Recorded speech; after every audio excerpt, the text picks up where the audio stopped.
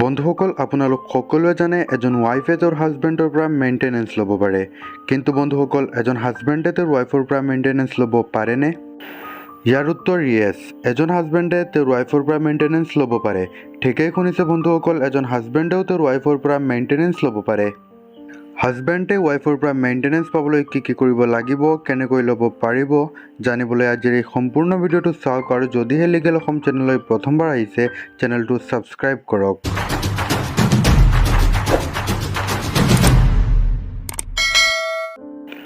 ভিডিঅ'টো আৰম্ভ কৰাৰ আগত জানি লোৱা হওক মেইনটেনেন্স কি। Maintenance is a kind of financial support. যদি কোনো হাজবেণ্ডে নিজকে ফাইনেন্সিয়েলি মেইনটেইন কৰিব পৰা নাই তেন্তে ৱাইফৰ দায়িত্ব তেওঁক সহায় কৰা। নেক্সট কুৱেশ্যন, এজন হাজবেণ্ডে তেওঁৰ ৱাইফৰ পৰা লিগেলি মেইনটেনেন্স ল'ব পাৰেনে? বন্ধুসকল তেন্তে ইয়াৰ উত্তৰ হ'ল হয়। According to section 24 of Hindu marriage act, এজন হাজবেণ্ডে তেওঁৰ ৱাইফৰ এগেইনষ্টত মেইনটেনেন্স ফাইল কৰিব পাৰে। কিন্তু বন্ধুসকল তেতিয়াহে পাৰিব যদি হিন্দু মেৰিজ এক্টৰ অধীনত তেওঁলোকৰ কেছ পেণ্ডিং থাকে। এতিয়া প্ৰশ্ন হ'ল কি কি পৰিস্থিতিত এজন হাজবেণ্ডে তেওঁৰ ৱাইফৰ পৰা মেইনটেনেন্স ক্লেইম কৰিব পাৰিব।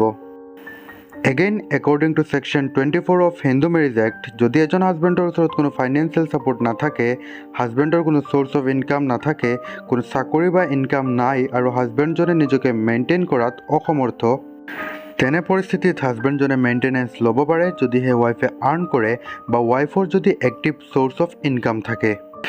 ইয়াৰ পিছৰ প্ৰশ্ন যিটো অতি গুৰুত্বপূৰ্ণ, যে এজন হাজবেণ্ডে তেওঁৰ ৱাইফৰ পৰা মেইনটেনেন্সত কি কি ল'ব পাৰে।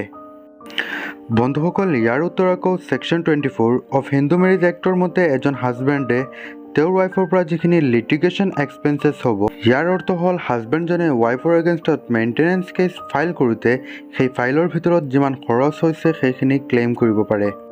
আৰু লগতে এজন হাজবেণ্ডে তেওঁৰ ৱাইফৰ পৰা মান্থলি এক্সপেঞ্চেছ ল'ব পাৰে যিখিনি তেওঁ প্ৰত্যেক মাহতে পাব।